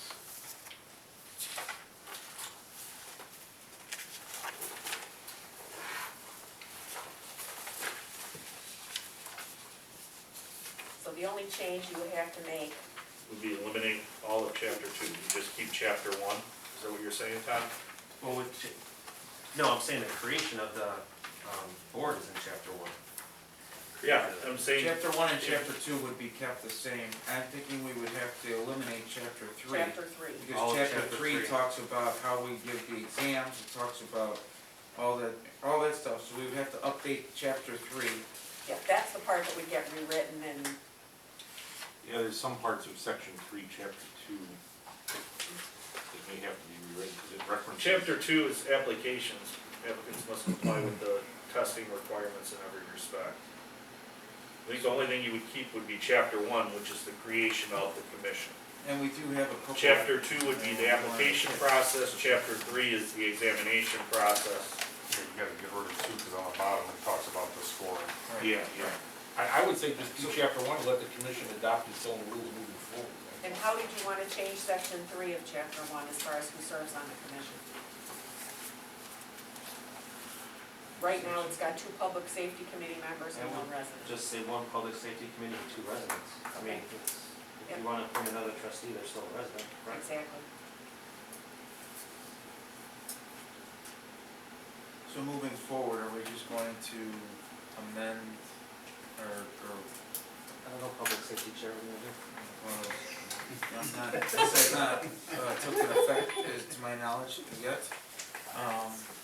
But I would say that we'll probably think, I would say that to move forward, we would have to make adjustments to the resolution. Yes. And then currently, right now, we would be looking to amend certain words or verbiage in chapters 1 and 2, eliminate chapter 3 for the time being until further discussions can be brought up by I think you gotta eliminate chapter 2. Yeah, I would say suspend chapter 2 and 3 pending amendment and review. I mean, Yeah. you do Just have, Okay, you're not eliminate, Within- suspend it Yeah, you're suspending chapter 2 and 3, but you're maintaining And you're- chapter 1 with the amendment. with the change of 1 public safety Yeah. committee member and 2 residents. So when you use the word to serve on the suspend instead of commission. repeal, that gives you the idea that there's gonna be a new chapter 2 and 3 coming forward. that we can I adopt. do have some concerns about suspending all of chapter 2 when we have this section, disqualification, section 3. I think we need chapter 2, because it also talks about the application process. And so and it also talks about who can apply. So if we're going to be, if the commission's going to be doing a hiring process without the testing, Right, we're so, gonna need chapter 2 because we have to collect applicants. okay, in section 3, then, we have to eliminate by way of contracted testing service. The commission may refuse to examine.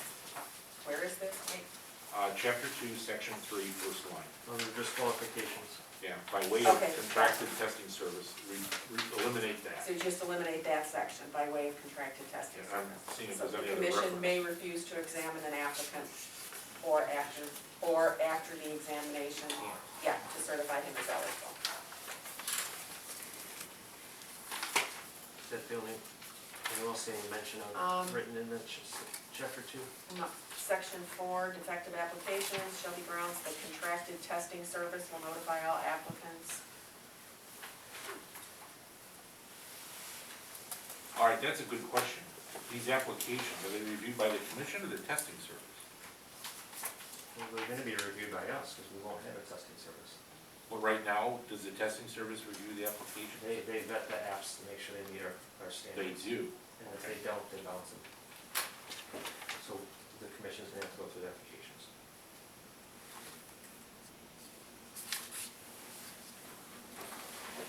Temporarily until the rest of this gets, whatever you guys So- decide to do. So that one sentence So- needs So that, the contracted testing service would be the commission, will notify all applicants if you're found defective. I just eliminated the second sentence. Defective application shall be grounds Grounds for for disqualification, disqualification. period. We don't have to tell them how we did it.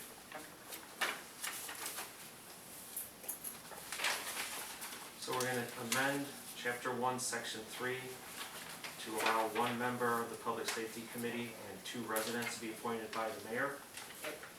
We will, chapter 2, section 3 under disqualifications, we will eliminate the wording by way of contracted testing services. Chapter 2, section 4 under defective applications, we will strike the contracting testing service will notify all applicants whose applications are found so defective. And we will suspend chapter 3 upon further review by the police commission and advice of the attorney.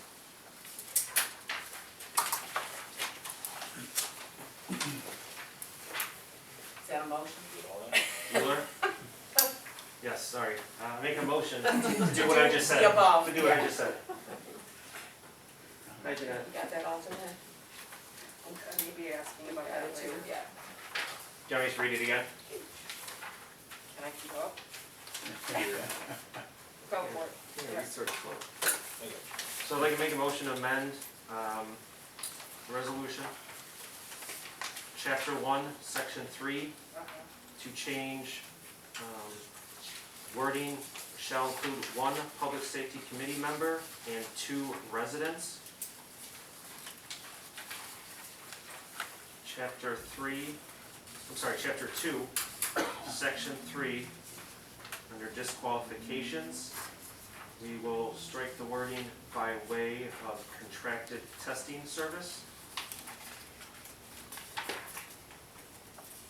Chapter 2, section 4, under defective applications, we will strike the language, the contracted testing service will notify all applicants whose applications are found so defective. And we will suspend chapter 3 upon further review from the police commission and legal opinion.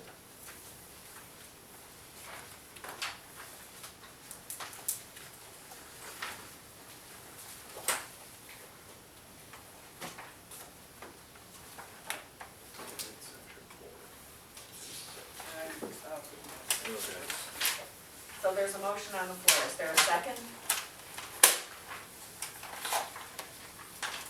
I'll second the motion. All right, there's a motion and a second, discussion? Roll call? More discussion? Yeah. Roll call. Kraus, Yes. Fury, Yes. Unani, Yes. Possession, Yes. Charles, Yes. And that, Mayor, concludes our report. Public Works Committee, trustee Giannotti. Here we go. All right, the water department monthly report is enclosed for your review.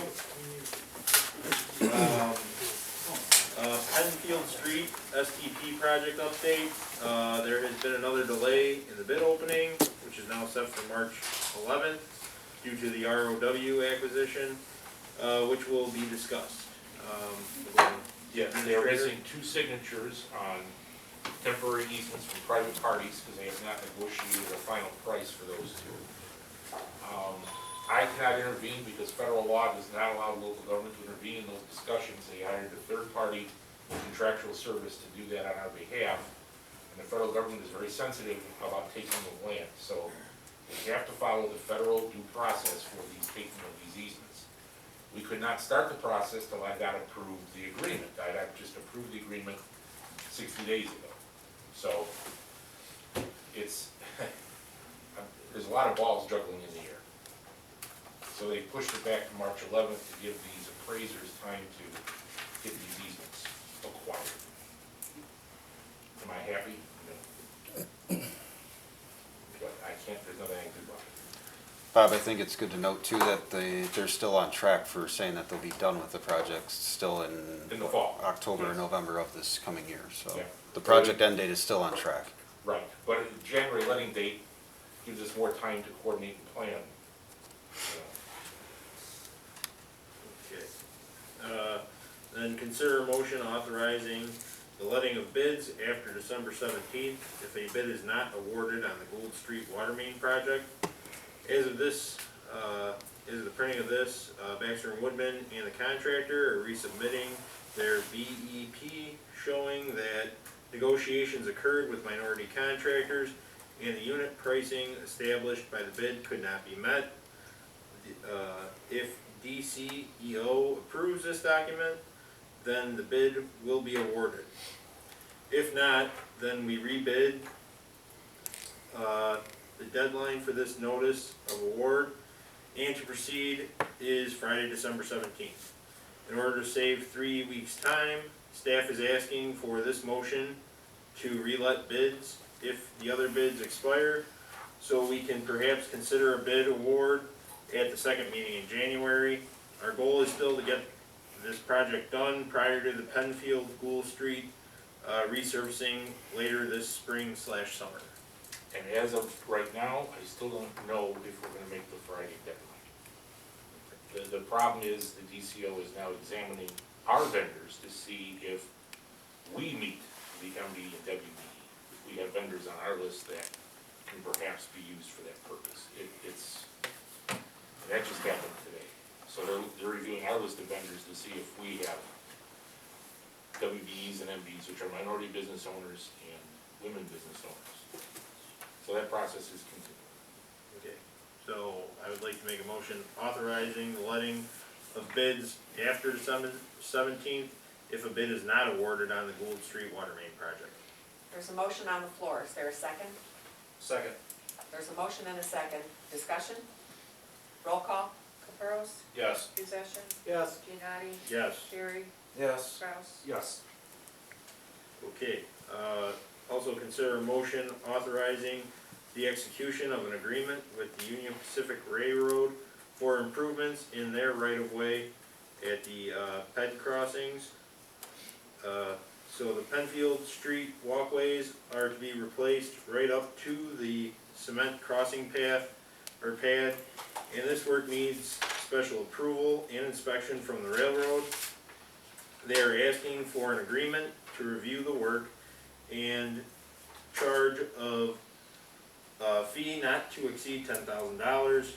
The engineer from the railroad told me that typically these costs run around $1,600, but the railroad has a minimum of $10,000 they are allowed to bill.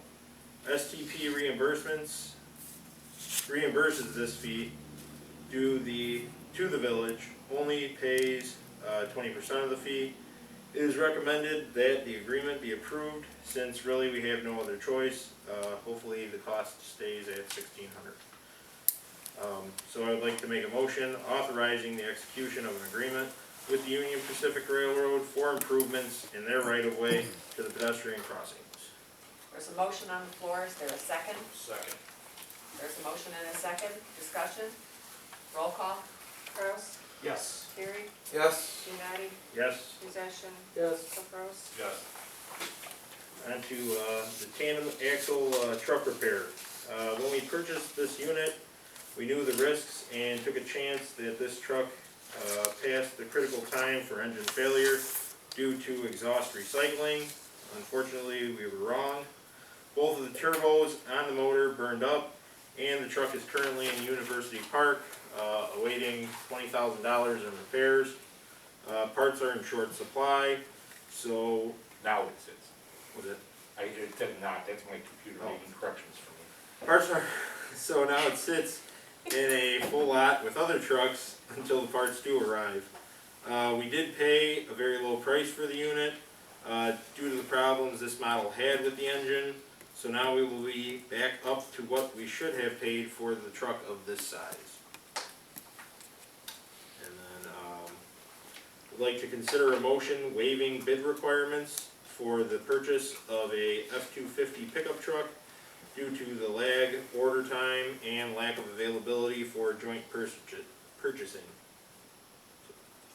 So I'd like to make, yes, like to make that motion. There's a motion on the floor, is there a second? Second. There's a motion and a second, discussion? Roll call? Caprows, Yes. Possession, Yes. United, Yes. Terry, Yes. Kraus, Yes. Okay, and along with that, I'd like to make a motion for the pre-order of a pickup truck for the Public Works Department in the amount of $38,829 from Terry's Ford, from the Capital Equipment sinking fund account, replacing the 1984 P3 water main van purchased from the Village of Flossmoor in 1992. Second. There's a motion on the floor and a second. John seconded. Discussion? Roll call? Kraus, Yes. Terry, Yes. United, Yes. Possession, Yes. Caprows. Yes. And leaf collection has ended for the season. Matt, anything to add to that? We ended with 64 loads this year. I believe last year we were in like 57 or 58. The new subdivisions are really starting to produce leaves for us, so we spend days up there now. So we kind of changed the rules, if you will, of leaf collection, where we used to guarantee that we'd be at every residence once a week. We cannot guarantee that anymore. So we found ourselves many times this year not getting through the entire town in 1 week. So due to the newer subdivisions and whatnot. So and they came down late and all at once. So Probably every other week yeah, would be better. yeah. So we'll get there when we get there. Would also like to consider a motion declaring the 1982 Kohler generator on trailer as surplus property, since we converted a military surplus generator to use as backup power for the police station. We did not use this piece of equipment, and it cannot be adapted for use anywhere else in the village. We'd like to recommend selling this equipment before it is no longer functioning. Right now it does work. There is no housing for this unit, and it is very loud. It also cannot operate in sub-freezing conditions. So I would like to make a motion declaring the 1982 Kohler generator on trailer as surplus property. There's a motion on the floor, is there a second? Second. There's a motion and a second, discussion? Roll call? Caprows, Yes. Possession, Yes. United, Yes. Terry, Yes. Kraus. Yes. End of your report? And that concludes my report. Economic Development Community Relations Committee, trustee session. Thank you. We'll start off with Chairman of Tom's Will County Center for Economic Development, which I will therefore say CED to keep that short, Annual Investor Briefing Breakfast. The annual report was provided at this meeting, and copies will be at your seat to review. You should have them. It's this nice little book. The village does provide $1,000 per year to this group for industrial and retail leads. Additionally, I know if we submit anything to those leads, Bob, I think they do a bit of review and polishing on our Yes, they submissions. polish our, because we don't have the capability of doing the fancy Yeah. GIS-based stuff that they do. They will be pushing soon for the village to contribute more, such as potentially the $2,500 level. We've been at the $1,000 level for the past 20 years. So for me, I thought this was actually quite an interesting event to attend. I get a little better understanding of the organization that sends me emails every month. It was, I thought, pretty neat seeing kind of the track record of the CED's kind of past priorities, and what has been realized as executed projects. A lot of transportation and infrastructure projects that I did not realize they had a hand in pushing. And then saw that some of the larger communities and groups around us seem to have a pretty large presence at the investor meeting here. For instance, Governor State University and Mokina both had full tables of village officials that were attending this meeting. So I thought that was kind of evidence that there's, a good opportunity for benefits coming from our membership. Depending, especially, if you look depending on our future direction with the proposed business park, the various business leads that the CED provides, I think, could definitely prove beneficial in potentially, luring in additional jobs or a more diversified tax base to the village. So that was my take on it. Any discussion? Cool. They've been sending us more, I know years ago, some of the issue with some of the higher level contributions there were that we were kind of the redheaded stepchild over here at the far end of Will County, but it seems like they've stepped up on the amount of leads they're doing. Has there been a little more communication with them? Are they doing Yes. not cooperating, collaborating a little more? I would say that we do get $2,500 worth of service out of them per year, based on how they take the information I give them for a lead, polish it, make it part of their presentation. They don't favor one town over another. They present all the town submissions, but they clean them up and make them look professional and consistent across all the opportunities. And I know we used to pay for, what did we have for doing like demographics and things? Yeah, we paid Claritas at one We time. used to pay at one point, we Yeah. don't anymore, and they will actually, if you need any kind of demographics run, any numbers whatsoever, that's one of the things Yeah. they do provide And for free. Doug Pryor's pretty good at what he does. This is a new hire for them. He's been there maybe a year and a half, 2 years now, and he's doing a bang-up job. That being said, I'm not gonna offer $2,500. I'm gonna come back for it. Yeah. Wait for them to ask, yeah. He didn't do a great job with possession though. He seemed to have a hard time pronouncing that one during the, Yeah, your name, he kind of put it, yeah. but that's okay, everybody does. Any further discussion on that one? Good, okay. So lastly, consider a motion authorizing the approval of an agreement with Beecher and Woodman Engineers.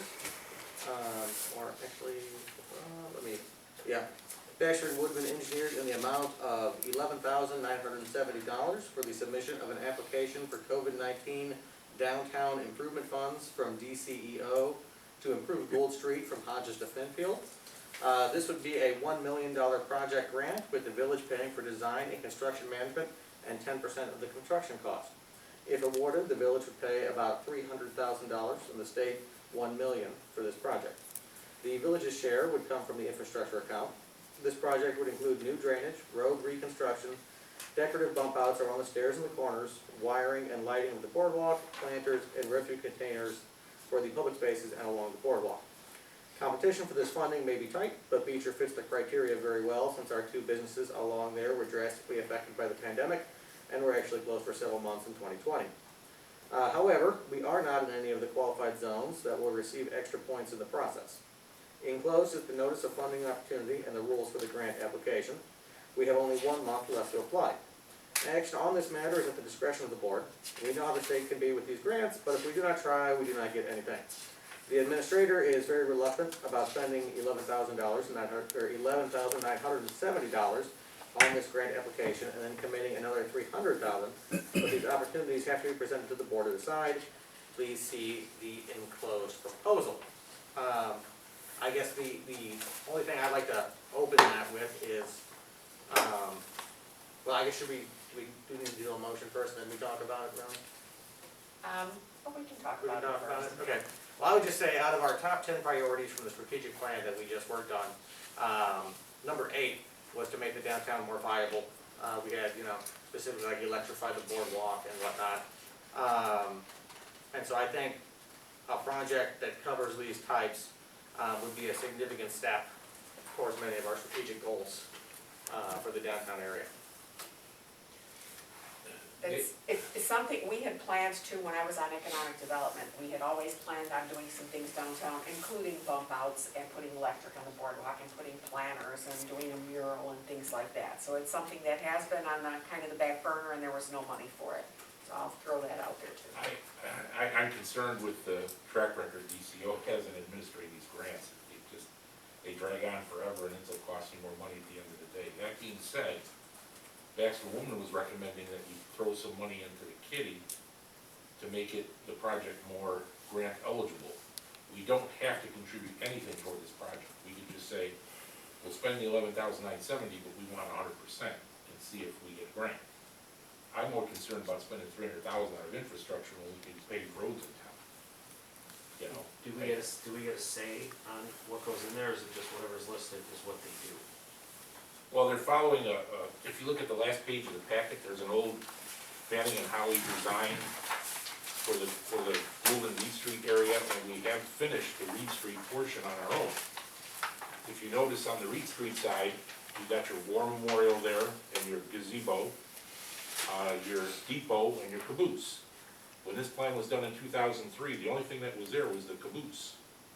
All that other stuff was done over time by us, locally.